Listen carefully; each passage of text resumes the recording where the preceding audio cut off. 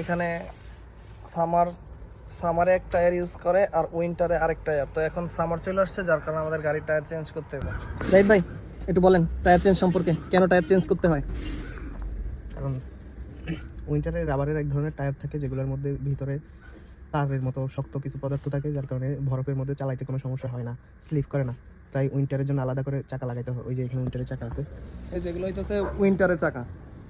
এখন কোনটা লাগাবো? আর সামারে অ্যাজ ইউজুয়াল নর্মাল যে টায়ারগুলো ওইগুলো লাগাইতে হয়। আর সামারের সময় রাস্তায় উইন্টারে টায়ার দিয়ে চালালে গাড়ির স্পিড গতি কমে যায়, আর সামারের সময় যদি সামারের নর্মাল টায়ার লাগানো থাকে তাহলে গাড়ির গতি ঠিক থাকে। ধন্যবাদ ভাই বলার জন্য আমাদের দর্শকদের জন্য। ওয়েলকাম। তো আমরা ওয়েট করতেছি, কারণ গ্যারেজের ভিতর আরেকটা গাড়ি ঢোকানো হয়েছে, ওইটা চেঞ্জ করা হইলে আমাদেরটা চেঞ্জ করা হইব গাড়ির টায়ার। তো 10 মিনিট এখানে ওয়েট করা লাগবে, কি 20 মিনিট।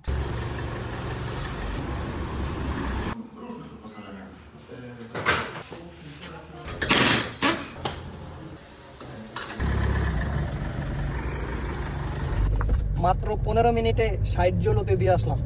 60 জলতে বাংলার প্রায় 2000 টাকার সমপরিমাণ, তা না ভাই? বাংলাদেশের প্রায় 2000 টাকার সমপরিমাণ। তো আমি বলি এইসব ছোটখাটো কাজগুলো শিখে রাখা ভালো। তাই যারা দেশ থেকে এইসব ভিডিও দেখতেছেন অবশ্যই এইসব ছোটখাটো কাজগুলো শিখে নেবেন। তো যে কোনো সময় যে কোনো জায়গায় দরকার হইতে পারে।